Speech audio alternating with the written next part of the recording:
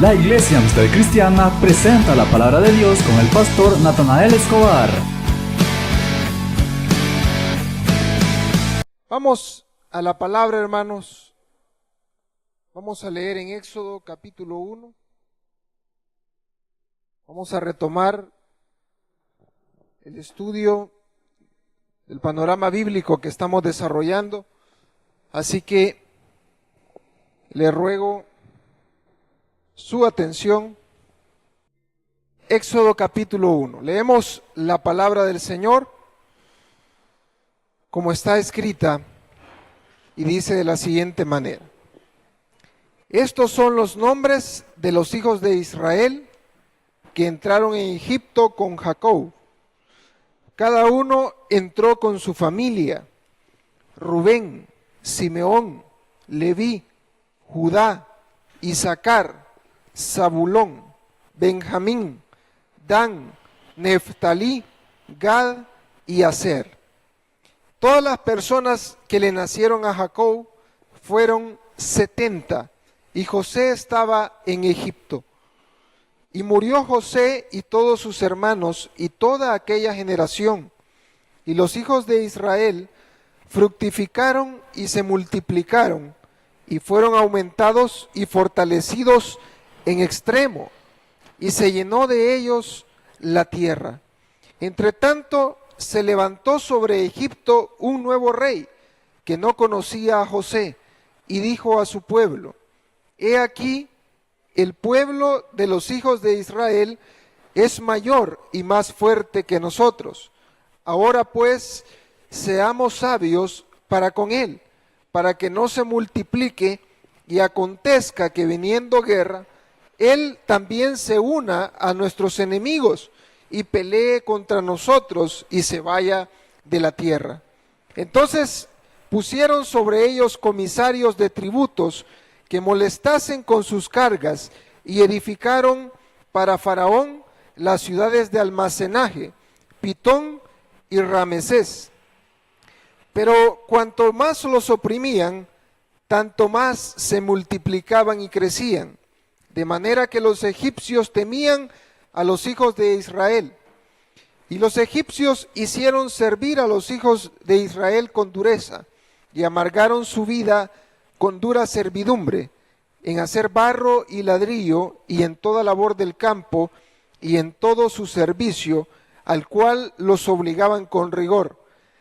Y habló el rey de Egipto a las parteras de las hebreas, una de las cuales se llamaba Cifra y otra Fúa, y les dijo: cuando asistáis a las hebreas en sus partos y veáis el sexo, si es hijo, matadlo; si es hija, entonces viva. Pero las parteras temieron a Dios y no hicieron como les mandó el rey de Egipto, sino que preservaron la vida a los niños.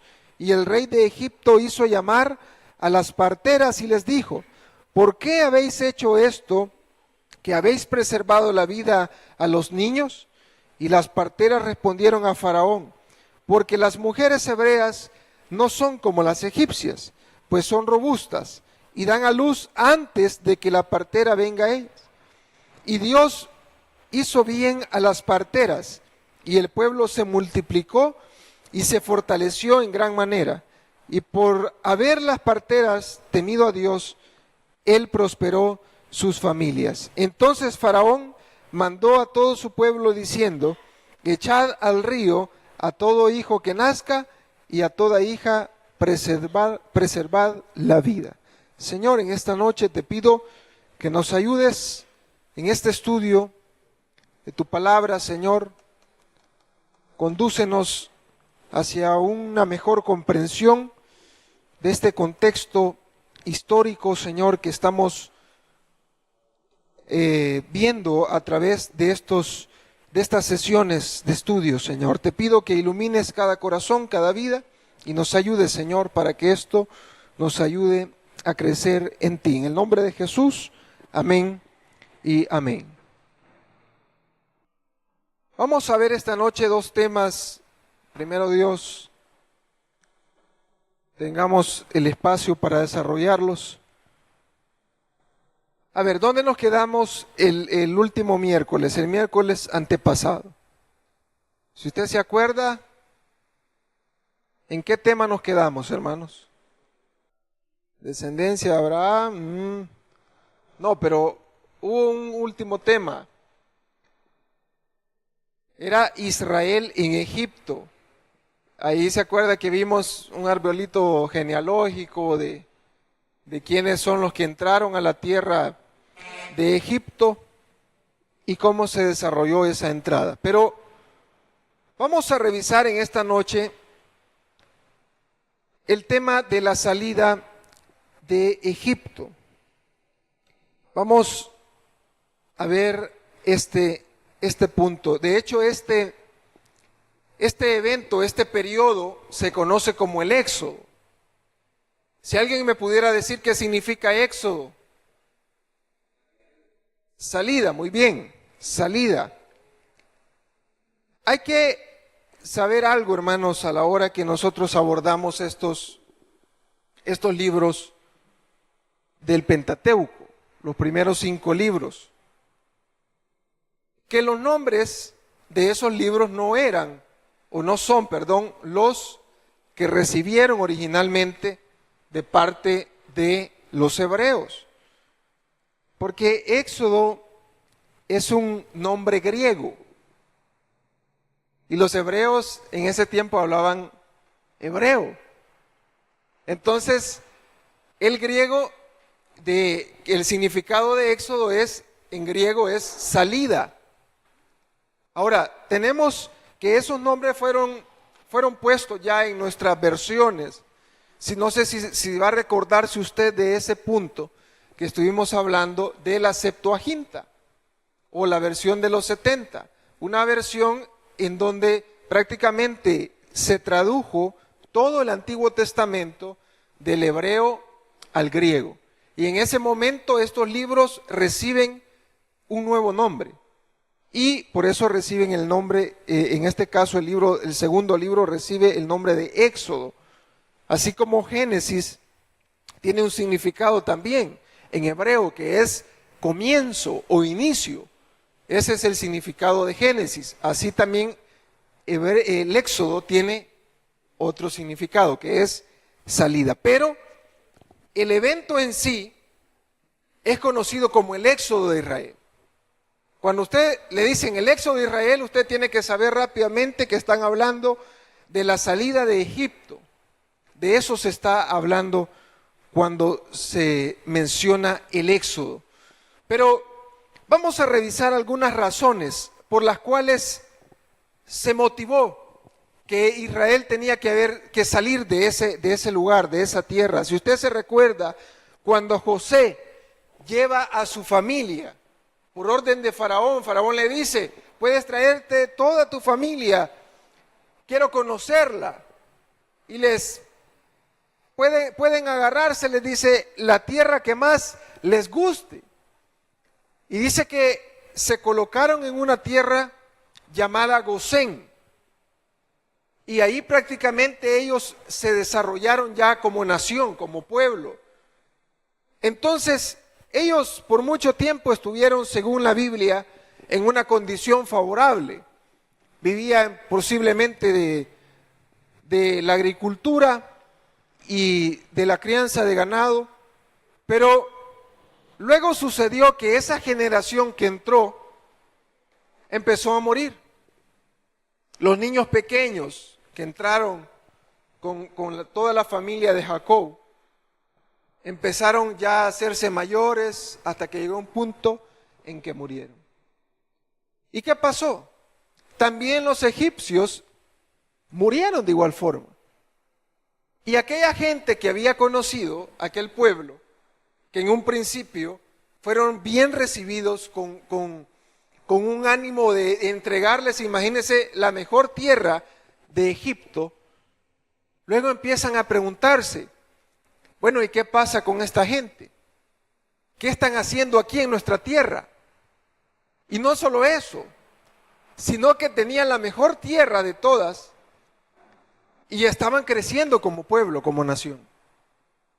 Y eso empieza a generar incertidumbre tanto a nivel del pueblo en general como a nivel político, porque ya el faraón empieza a preguntarse, ¿qué sucedería si esta nación hace alianzas con nuestros enemigos, perdón? Se van a rebelar y entonces nos van a destruir también. Entonces hubo varias razones por las que Israel tuvo que salir de ese lugar. Evidentemente la primera es para que Dios cumpliera su promesa de la entrada a la tierra prometida. Porque estando en Egipto no podían entrar a la tierra prometida si estaban en otro lugar. Pero eso entenderíamos nosotros que fue el primer designio de Dios para sacarlos de ese lugar.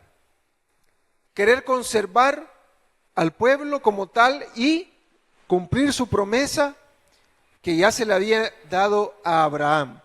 Pero tenemos, ¿cuáles son otras razones por las cuales se dio la salida de Egipto? Tenemos que la generación que entró en Egipto murió, al igual que la generación de los egipcios que les habían recibido. Era lo que decíamos, esta gente empezó a cuestionarse, ¿qué están haciendo ellos aquí? ¿Qué están haciendo ellos aquí? Empieza quizás así como a lo mejor pueda pensar en una familia, los hijos legítimos sobre aquellos que han sido adoptados, que tal vez sienten que los padres les dan mejor trato a los hijos adoptados que a los legítimos. Y entonces empieza a haber una envidia y empiezan a decir, ¿por qué a este lo tratan mejor? ¿Por qué a este le dan lo mejor? Si ese es un adoptado. Entonces, de igual forma me imagino que entre la nación de Egipto empezó a existir esa especie de envidia. Y también aquellas personas hebreas que habían entrado se sentían también fuertes, se sentían bien porque estaban en un lugar bueno. Pero eso empezó a motivar que tenían que ser expulsados de ese lugar o que tenían que ser erradicados de ese lugar. Otra razón es que los hebreos se habían multiplicado y los egipcios pensaron que era posible que se rebelaran y les quitaran la autoridad. Empezó ese temor, y eso lo dice la Biblia claramente. Dice que en el versículo 10 que leíamos, dice, ahora seamos sabios para con él, dice, para que no se multiplique y acontezca que viniendo guerra, él también se una a nuestros enemigos y pelee contra nosotros y se vaya de la tierra. Empezó a haber interés en que estas personas, el pueblo de Israel, fuera debilitado, fuera sometido y fuera puesto en un lugar donde los egipcios pudieran controlarlo. Otra razón es que se desarrolló un plan sistemático de exterminio al momento de nacer los niños. ¿Por qué? Porque se les dice a esas dos parteras que menciona ahí, a esta Fúa y la otra, ¿cómo se llamaba? Cifra. Se les ordena que tenían que matar a todo niño varón.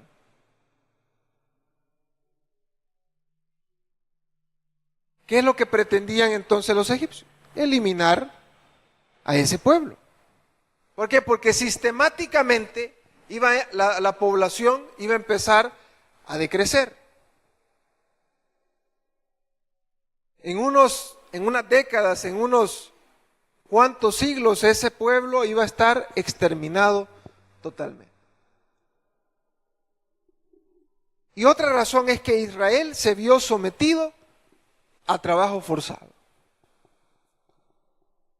Y esto, hermanos, es otra cosa que nos presenta la Biblia, que dice que estuvieron bajo el yugo de esclavitud. ¿Por qué? Porque se les colocó trabajo obligado y seguramente sin paga, solamente por el alimento.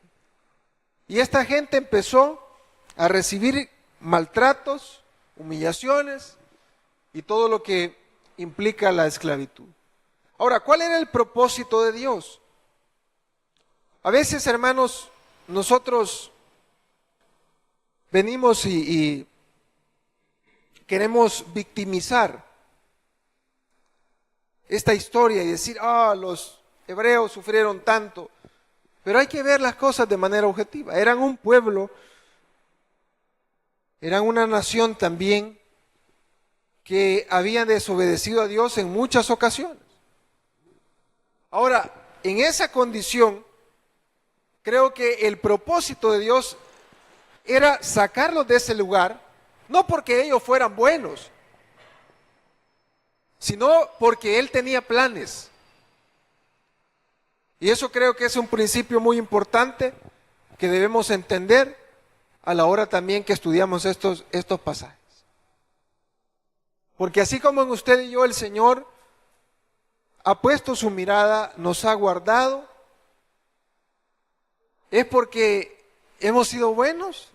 ¿Es porque somos los mejores?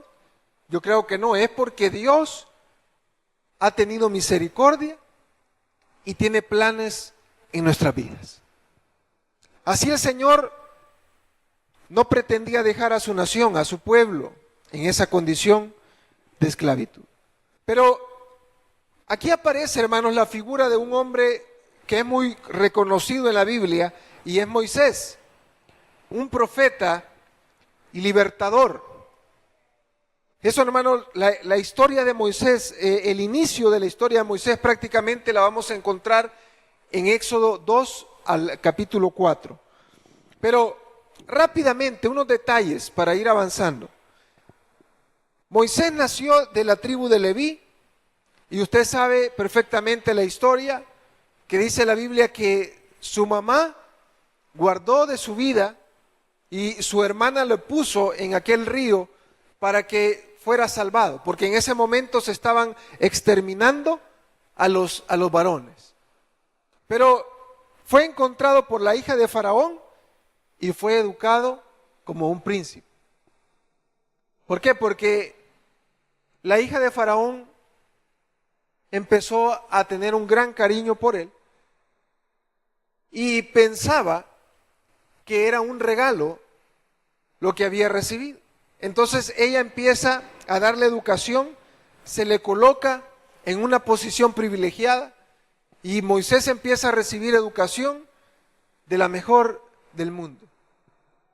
Pero sucede un hecho trascendental en la vida de Moisés y es que mata a un egipcio y luego tiene que huir a una tierra llamada Madián.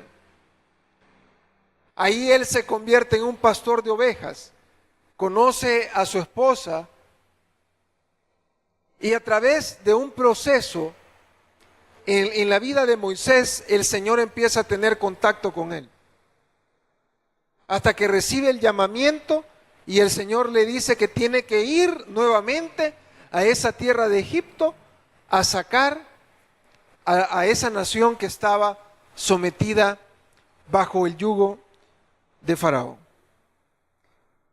Y bueno, ¿qué sucede, hermanos? Moisés va a esa tierra, se encuentra nuevamente con Faraón y empieza ya un proceso en el que el Señor empieza a tratar también con Egipto de una manera muy, muy dura. ¿Por qué? Porque no querían dejar ir a los hebreos. Ahora, vamos a dar un salto, hermanos, y esta es parte quizás de lo más relevante de esta historia del Éxodo. ¿Cómo es que se da la salida, hermano? Usted sabe perfectamente que hubieron 10 plagas que el Señor envió a esa tierra de Egipto. Aquí lo vamos a revisar rápidamente.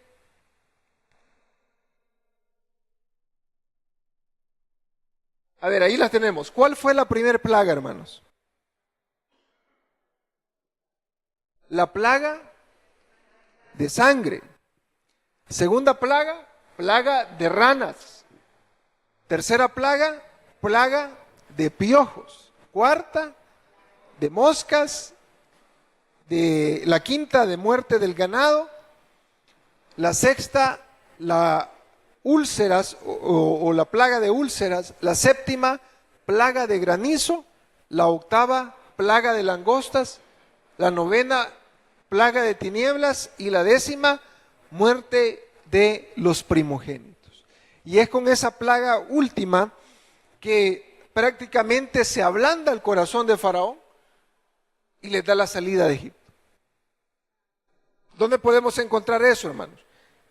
En Éxodo, si nosotros nos vamos, Éxodo 7 en adelante, encontramos las 10 plagas. Ahora, no las vamos a revisar aquí así, parte por parte, porque se nos iría el tiempo en esta noche. Pero ahí tenemos las 10 plagas.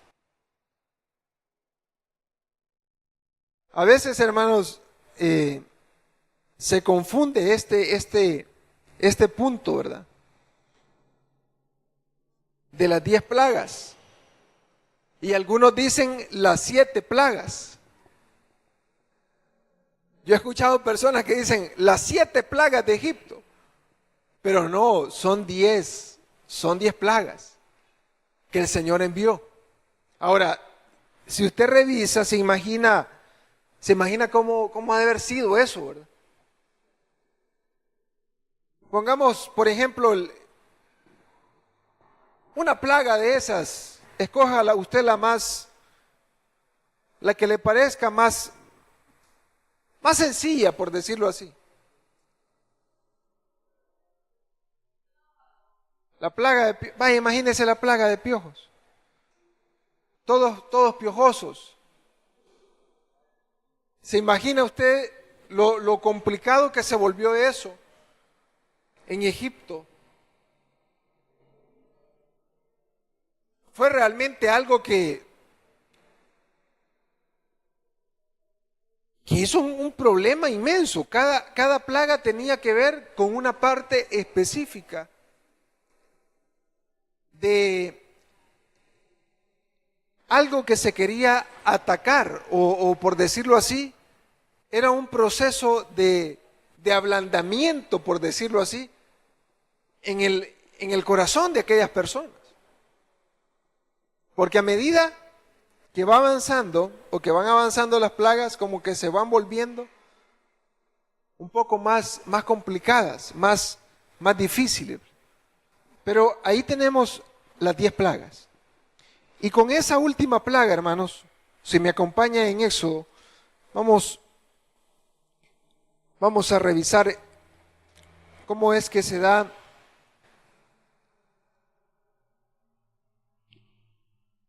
esta salida. Capítulo 12 de Éxodo, leemos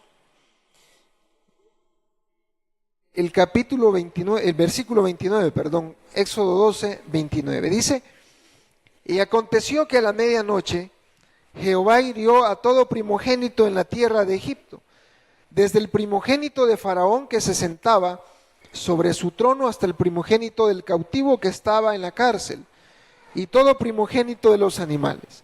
Y se levantó aquella noche Faraón, él y todos sus siervos y todos los egipcios, y hubo gran clamor en Egipto, porque no había casa donde no hubiese un muerto. E hizo llamar a Moisés y a Aarón de noche y les dijo: salid de en medio de mi pueblo vosotros y los hijos de Israel, e id, servid a Jehová como habéis dicho. Tomad también vuestras ovejas y vuestras vacas como habéis dicho, e idos, y bendecidme también a mí. Y los egipcios apremiaban al pueblo, dándose prisa a echarlos de la tierra, porque decían: todos somos muertos. Y llevó el pueblo su masa antes que se leudase, sus masas envueltas en sus sábanas sobre sus hombros. E hicieron los hijos de Israel conforme al mandamiento de Moisés, pidiendo de los egipcios alhajas de plata y de oro y vestidos. Y Jehová dio gracia al pueblo delante de los egipcios, y les dieron cuanto pedían. Así despojaron a los egipcios. Entonces, de esa manera, después de la última plaga, Israel sale de Egipto y salen en una condición de alegría, de gozo. Se van contentos, ¿por qué? Porque aparte de que habían obtenido la libertad, iban llenos de oro, iban llenos de ganado, iban llenos de muchas cosas. Iban contentos. Pero ya en ese proceso de la caminata hacia la tierra prometida, suceden muchas cosas que van frenando la llegada de Israel a Canaán. ¿Por qué? Porque la desobediencia de Israel le va colocando en una posición en donde Dios lo empieza a detener, lo empieza a frenar. Pero quiero que revisemos, hermanos, porque esto está también en el contexto de el Éxodo, los 10 mandamientos. ¿Cuáles son los 10 mandamientos? El primero, no tendrás dioses ajenos delante de mí. ¿Eso dónde está, hermanos? Éxodo capítulo 20. Dice, no tendrás dioses ajenos delante de mí. Segundo mandamiento, no te harás imagen ni ninguna semejanza de lo que está arriba en el cielo, ni abajo en la tierra, ni en las aguas debajo de la tierra. Tercer mandamiento, no tomarás el nombre de Jehová tu Dios en vano. Cuarto, el séptimo día de reposo para Jehová tu Dios. No hagas en él obra alguna, tú, ni tu hijo, ni tu hija, ni tu siervo, ni tu criada, ni tu bestia, ni tu extranjero que está dentro de tus puertas. Quinto mandamiento, honra a tu padre y a tu madre. Sexto, no matarás. Séptimo, no cometerás adulterio. Octavo, no hurtarás.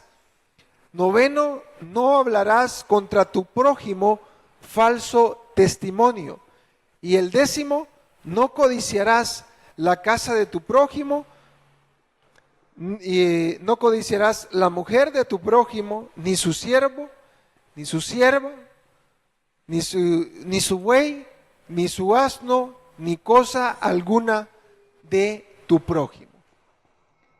Hermanos, hay algo muy, muy importante en este detalle de los 10 mandamientos. También estos 10 mandamientos son conocidos como el decálogo. Cuando se habla del decálogo se está hablando de los 10 mandamientos. El caso es que en esencia, en el mundo jurídico, se dice que estos 10 mandamientos son la base de cualquier ley, especialmente en el mundo occidental. ¿Por qué? Porque tenemos que establecen parámetros de respeto, parámetros en donde se nos dice no puedes pasar de esta raya, no puedes ir más allá. Y el Señor le dice a Israel que todo eso que Él le manda va a traer bendición si lo hace. Entonces, si usted se pregunta, hermano, ¿y por qué se habla que mentir es pecado? ¿Qué dice el noveno mandamiento? Dice, no hablarás contra tu prójimo falso testimonio. ¿Y de qué está hablando? De la mentira. En términos jurídicos, eso se conoce como el perjurio.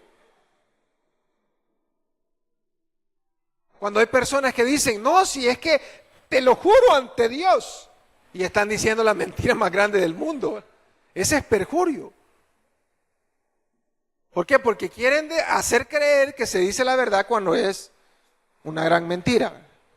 Entonces, todo eso viene a ser la base del respeto, de la convivencia y de la obediencia a Dios. Si usted quiere tener una vida en rectitud ante Dios, vivamos esos mandamientos. Así de sencillo. Y usted se fija, no es nada complicado, algo que no se entiende, es algo sencillo, son reglas para la vida.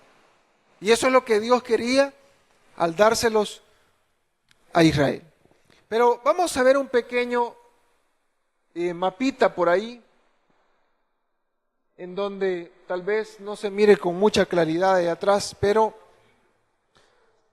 acá tenemos, hermanos, el detalle del Éxodo prácticamente. Si usted observa, en esta parte, allá arribita, donde empieza la flecha azul, una raya azul que se ve ahí, tenemos la ciudad de Ramesés o Ramsés.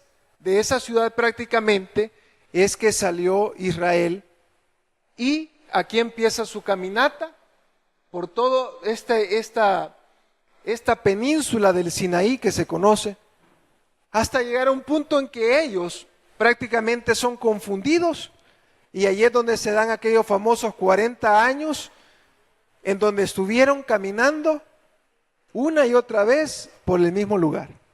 Acá en este punto tenemos prácticamente la llegada en donde ellos empezaron a hacer un círculo vicioso.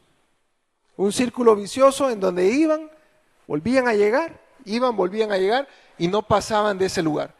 La tierra de Canaán prácticamente la tenían a unas cuantas semanas de camino. Pero en ese ir y venir, en esa confusión, porque eso no tiene mayor explicación, fue una confusión que ellos tuvieron, tanto Moisés como los demás, de que nunca llegaban a la tierra prometida. Caminaban y no llegaban. ¿Pero por qué? Porque el Señor los detuvo, porque esa generación que salió de Egipto iba prácticamente arruinada.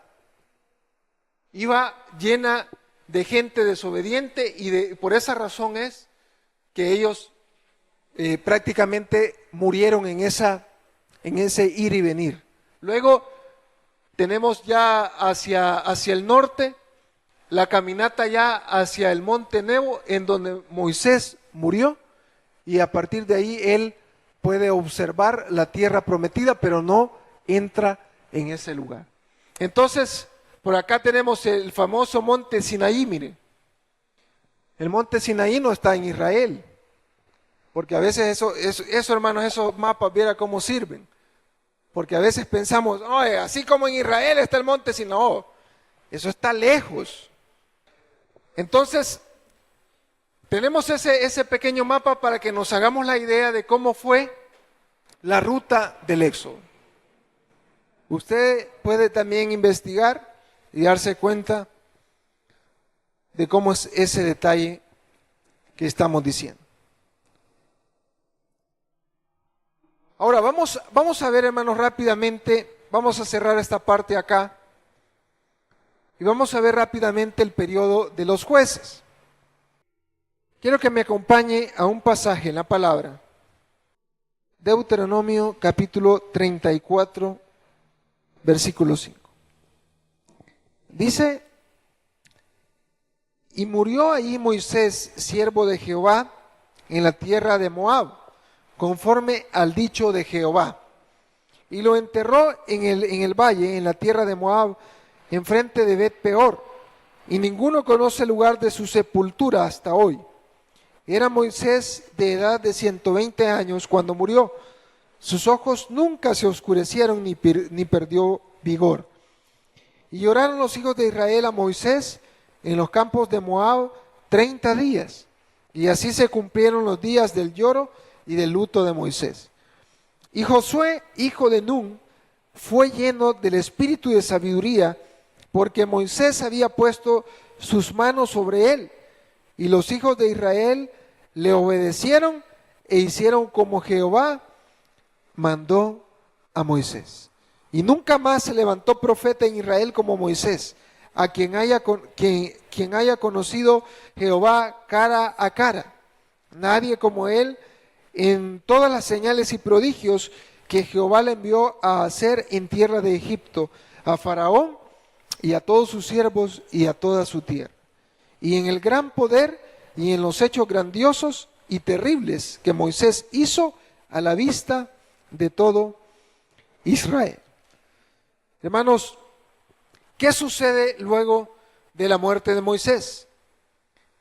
Israel entra en la tierra de Canaán. Se da la conquista de Canaán y eso lo vamos a encontrar en el libro de Josué. Prácticamente Josué entra a aquella tierra liderándola como un comandante militar y llega a conquistar. Era una generación nueva totalmente la que entra en ese lugar. Una generación que iba diferente, iba pensando de una forma diferente. Iban llenos de fe, porque el problema de la generación que salió de Egipto era que eran personas incrédulas. Nunca creyeron que Dios en realidad les iba a conducir a ese lugar. Pero la generación de Josué fue una generación llena de fe. Y se meten a aquel lugar. Ellos estaban al lado oriente del río Jordán. Y al otro lado se encontraba la ciudad de Jericó. Y ellos empiezan, hermanos, a tener fe de que Dios va a entregar esa tierra en sus manos. Y ahí se dan esos famosos relatos épicos de la caída de las murallas de Jericó, de la toma de la ciudad de Ai, y otro tipo de historias de la derrota de los gabaonitas, y tantas historias que hay en el libro de Josué acerca de la conquista. Pero tenemos, hermanos, que Josué se encarga entonces de liderar a la nación y empieza la conquista de Canaán alrededor del año 1300 antes de Cristo.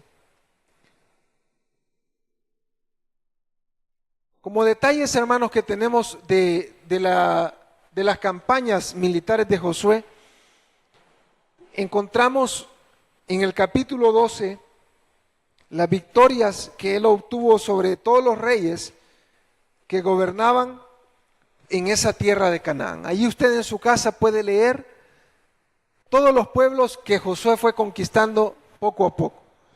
Pero no toda la tierra prometida fue conquistada, siempre quedaron espacios sin conquistar. No sé si ha escuchado usted acerca de la Franja de Gaza. ¿Ha escuchado usted de ese lugar? ¿No? ¿Nada? ¿Nada? Estamos perdidos, hermano. La Franja de Gaza. ¿Ha escuchado de Palestina? ¿Sí? Pues la Franja de Gaza le pertenece a Palestina. Si nos ponemos ya en el contexto actual, Palestina es una nación que aún no recibe el reconocimiento de muchos países. Entonces, por una parte hay países que lo apoyan como nación y otros que no. ¿Por qué? Porque ahí hay una pugna entre Israel y Palestina por la reclamación de los derechos sobre la tierra. Y uno de ellos es esa famosa Franja de Gaza, un territorio que nunca se pudo conquistar en la época bíblica. Ahí estaban los famosos filisteos. Ellos eran los que gobernaban en esa Franja de Gaza. Y nunca fueron derrotados. A los filisteos siempre se les intentó derrotar, pero nunca los pudieron derrotar. Y esas personas siguieron en esa condición hasta la actualidad. Ahí siguen todavía y siguen conviviendo en ese mismo espacio de tierra. Pero Josué terminó su vida con la mayoría de tierra conquistada, pero se empezó a dar un detalle entre la nación, que las personas empezaron a tener problemas de apostasía. ¿Sabe qué es la apostasía? Es renunciar a la fe y volverse a los caminos que se habían dejado, los caminos de desobediencia, los caminos de pecado. Esa es la apostasía. Un apóstata es alguien que después de haber conocido a Dios, se rebela contra Dios Y dice, no, ¿yo para qué voy a seguir viviendo una vida para Dios? Voy a vivir a mi antojo, pecando, haciendo lo que yo quiero y no me importa. Eso se llama apostasía. Literalmente es volver atrás. Pero Israel entró en una tremenda apostasía y se encontraron en una condición muy complicada. A esa altura, hermanos, hay que destacar también que no existía en Israel alguien que gobernara. A la muerte de Josué, se empezaron a levantar personas que son conocidas como los jueces. Capítulo 21 de Jueces, dice en el último versículo 25,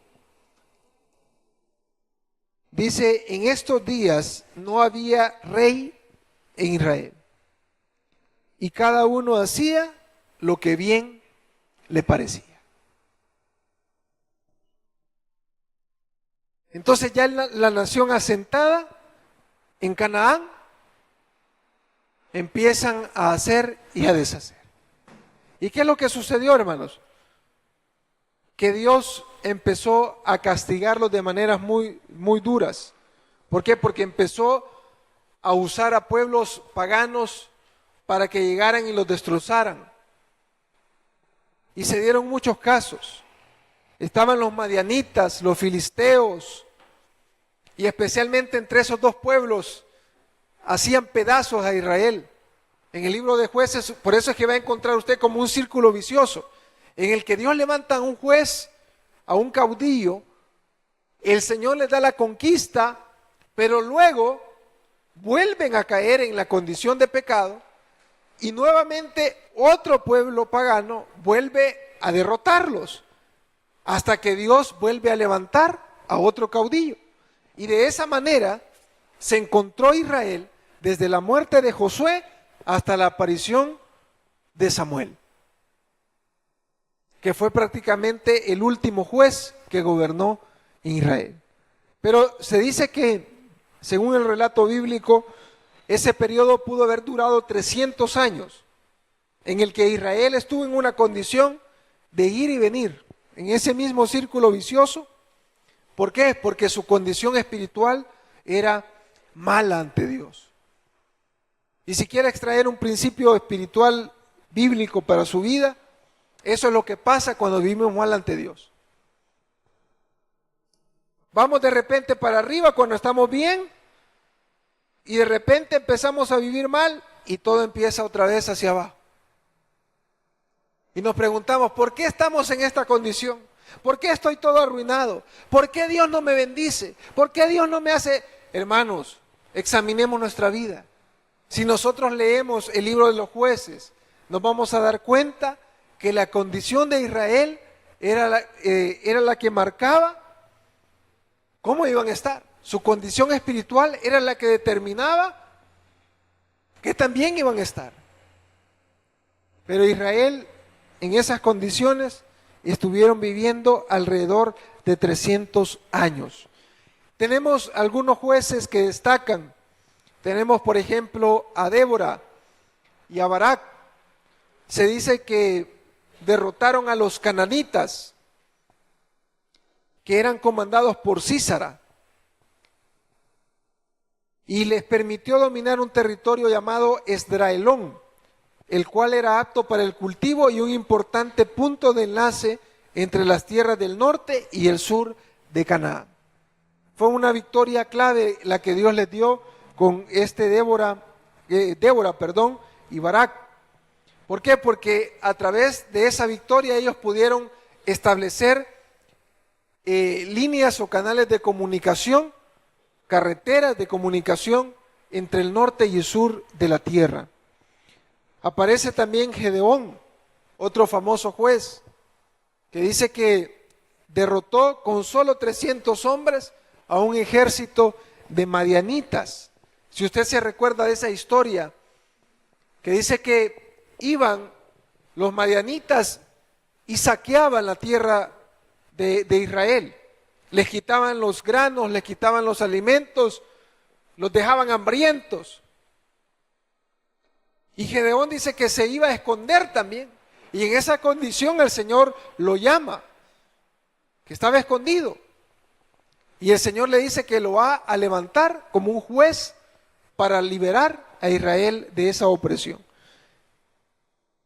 Y también tenemos al famoso Sansón, que fue otro juez, que se levanta en contra de los filisteos, y usted ya conoce la historia, que incluso al momento de morir, él obtiene una victoria sobre el pueblo de los filisteos.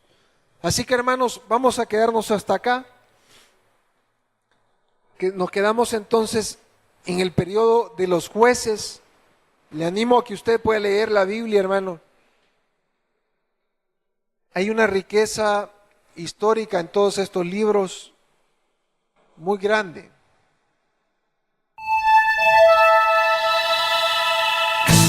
El pastor ha terminado su predicación. Si todavía no has aceptado al Señor Jesucristo, te invitamos a hacer con nosotros la siguiente oración.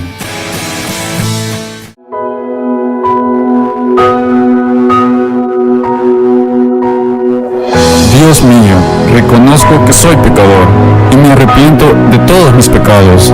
Creo en mi corazón que Cristo es el Señor y que es tu Hijo amado.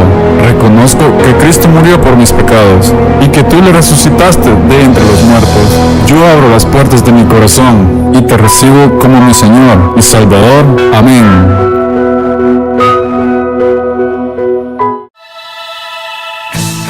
Si has hecho esta oración y has creído en tu corazón, tu nombre ya ha sido inscrito en el libro de la vida y hay gran gozo en el cielo. ¿Qué hacer ahora? Acércate a la iglesia cristiana que esté más cerca de ti. Lee la Biblia y pídele al Espíritu Santo que te dé entendimiento para discernir su palabra.